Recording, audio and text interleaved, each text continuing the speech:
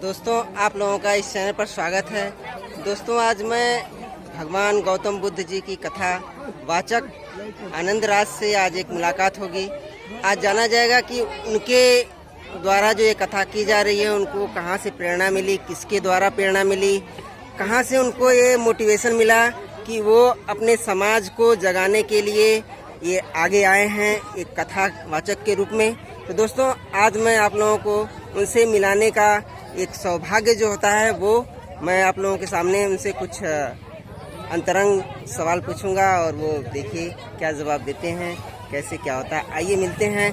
देखिए हमारे सामने हैं आनंद राज जी। आपके चैनल को जो है बहुत बहुत धन्यवाद हमारी तरफ से, और जो श्रोता आपके चैनल से जुड़े हुए हैं उनको बहुत बहुत हार्दिक स्वागत, अभिनंदन, वंदन, और आपके चैनल को और आपको पुनः पुनः धन्यवाद देता हूँ।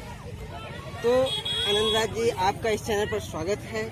मैं आपसे आपके गांव के बारे में जानना चाहता हूँ, आपके हिस्ट्री के बारे में कि आप कहाँ से हैं और क्या आपका। देखिए, मेरा नाम आनंद राज है और हम बुद्ध कथावाचक हूँ, और मैं हरदोई प्रॉपर में मेरा मकान है, मैं वहाँ का मूल निवासी हूँ। तो हरदोई मेरी जन्मस्थली है, तो हरदोई से मैं बिलोंग करता हूँ। मैं ये पूछना चाहता हूँ कि आप के परिवार में कितने लोग हैं, आपके बच्चे, आपकी वाइफ? मेरे परिवार में मेरी जीवन संगिनी मेरी पत्नी भी है, मेरे 2 बच्चे हैं। एक बेटी है जो 3 साल की हो चुकी है, और एक बेटा है मेरा अनित्य राज, बेटी है अपराजिता राज। 2 मेरे बच्चे हैं। पिताजी हैं, बढ़िया अच्छा परिवार है, भाई है छोटा, बहन है, उसका विवाह हो चुका है। आपकी शिक्षा कहाँ तक हुई है? शिक्षा में हमने जो है इंटरमीडिएट बायोलॉजी से किया है। उसके बाद में वो समय एक आर्थिक समस्याओं का समय था, दौर था। हमारी माता जी जो है बचपन में नहीं रही थी, तो उन समस्याओं को, दौर को हमने झेलते हुए शिक्षा को ग्रहण किया। हमारे नाना जी का विशेष सहयोग हमारे ऊपर रहा, हमारी नानी जी का रहा, हमारे ननिहाल का बड़ा सहयोग रहा, हमारे पिताजी का सहयोग रहा। तो उनके द्वारा मैंने शिक्षा को ग्रहण किया। उसके बाद में मैंने ग्रेजुएशन किया, MA मैंने किया। उसके बाद में 2012 में मैंने ग्रेटर नोएडा से BTC छोड़ी थी। उसके बाद में शिक्षा को मैंने पूरी तरीके से बंद कर दिया। चलिए, ये तो हो गया। अब ये बताइए, आपको ये कथावाचक के रूप में प्रेरणा किसके द्वारा मिली है? ये हमारे गुरुजी थे RK राज जी, जो रमाकांत राज जी। सन 2005 और 6 के दरमियान जब उनसे मेरी मुलाकात हुई, उस समय मैं छात्र था, पढ़ने वाला था। छात्र आज भी हूँ, जो सीखता है वो छात्र होता है। तो उनसे मेरी जब भेंट हुई, और उसके बाद में मेरे पिताजी जो हैं वो मेरे गुरु भी हैं और पिता भी हैं। उनके द्वारा ये महापुरुषों की जानकारी जो है, ये सब हमको बचपन में, या कहिए विरासत में, हमको ये सब कुछ मिल गया था। वहाँ से हमारा लगाव इस तरफ को हुआ, लेकिन हमारे पास मंच नहीं था, प्लेटफार्म नहीं था कि हम कहाँ जाएं, क्या करें। तो वो गुरु जी के द्वारा, अन्य तमाम गुरुओं के द्वारा लोग मिलते गए और कारवां बनता गया। वहाँ से बढ़ते हुए 2009 में जब हमने अपनी पहली कैसेट भारत का इतिहास निकाली, वहाँ से जो है हमारा शुरुआत होती है हमारे समाज में आने की, एक पहचान बनाने की। वहाँ से फिर आगे चलते चले गए। एक चीज़ और बताइए, आप समाज को जगा रहे हैं जी।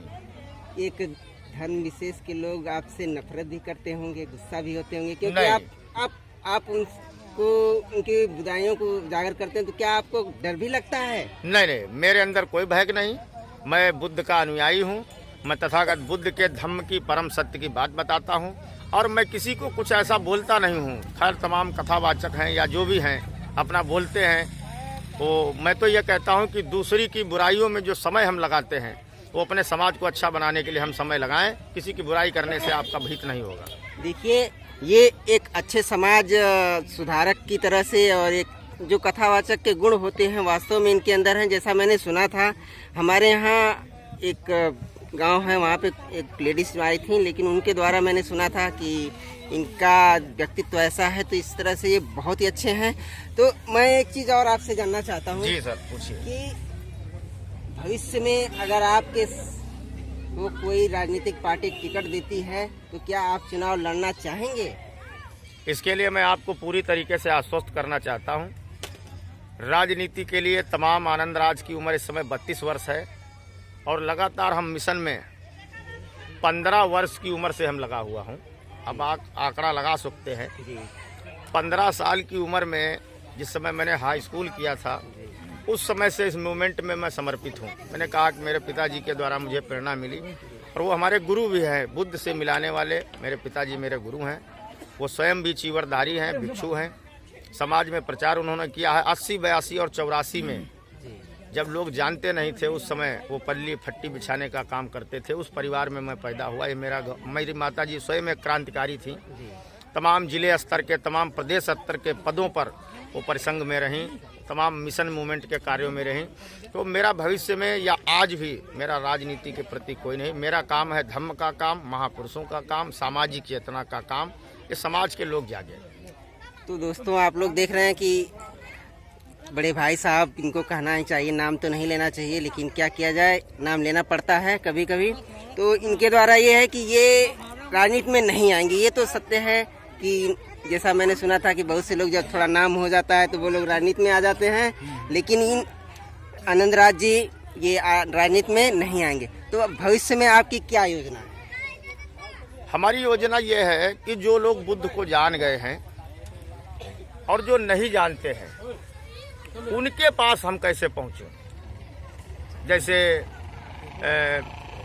2 लोग, 4 लोग, 10 लोग, उदाहरण के लिए किसी जाति बिरादरी के लोग जान गए हैं, अन्य लोग नहीं जानते हैं बुद्ध को, अन्य लोगों को बुद्ध से नफरत है या घृणा है, या वो बुद्ध के विचारों को अच्छी तरीके से नहीं समझते हैं, तो उन लोगों तक कैसे पहुंचा जाए, उसके लिए हम लगातार प्रयासरत हूँ। और आने वाले भविष्य में तमाम नए प्रोग्रामों के माध्यम से, कैस्टों के माध्यम से गा करके, बता करके लोगों को, हम कैडर भी जून जुलाई में फ्री रहता हूँ, उस समय कैडर हम गांव जाकर पढ़ाता हूँ लोगों को। और उन लोगों में चेतना पहुँचाने की कोशिश कर रहा हूँ जहाँ चेतना शून्य है। एक सवाल और, ये बताइए कि जैसे आप गांव में जाते हैं, कुछ दुर्गम इलाके होते हैं, वहाँ पे आपको कठिनाइयाँ होती होंगी, कुछ असभ्य लोग, कुछ समाज विरोधी लोग भी मिलते होंगे, तो आप उनसे मतलब किस तरह से बिहेव करते हैं या मिल जाते हैं कोई लोग? तो जैसा कि आपने कहा असभ्य लोग नहीं है। मेरा ये मानना है कि मेरे लोगों की दिशा गलत है। लोग गलत नहीं है, जी, उनकी दिशा गलत है। और जब उनकी दिशा गलत है तो वो फिर गलत आचरण करेंगे। जब अलग गलत आचरण करेंगे तो गलत उनके विचार पैदा होंगे। विचारों के द्वारा मनुष्य का विकास होता है और विचारों के द्वारा धरती पर, दुनिया में मनुष्य का विनाश होता है। तो उनकी जब दिशा हम सही कर देंगे, जब उनको अपनी दिशा के बारे में ज्ञान होगा, तो आपका ऑटोमेटिक सम्मान करेंगे। बहुत बड़ा सम्मान है, सब कुछ है, सम्मान भी है, सब कुछ है। जो भी आप चाहते हैं वो बुद्ध के पास मिलेगा। अच्छा, अन्य धर्मों के जो कथावाचक होते हैं, जिनका सम्मेलन जैसे ये हो रहा है जी, तो उन लोगों को आप क्या संदेश देना चाहते हैं? भारत का संविधान सबको आज़ादी दी है और भारत का संविधान सारे धर्मों का आदर करता है। मैं भी सारे धर्मों का आदर करता हूँ। मैं गीता भी पढ़ता हूँ, मैं कुरान भी, मैंने जो उसके जानकार हैं उनसे मैंने उसमें सीखा है उसमें क्या लिखा है। मैंने बाइबल को भी पढ़ा है, मेरे घर में रखी है।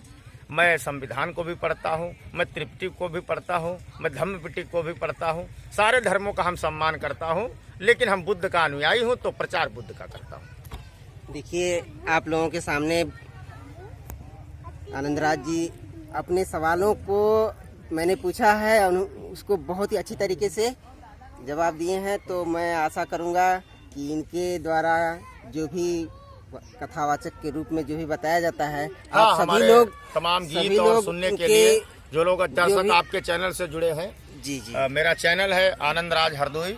आप गूगल पर जाकर, यूट्यूब पर जाकर आनंदराज हरदोई टाइप करेंगे तो हमारे 2 चैनल चलते हैं। तो आप लोग चैनल पर जाकर के हमारे द्वारा जो वीडियो गाए गए हैं, 1000 से ऊपर वीडियो हमारा सोशल मीडिया पर अपलोड है।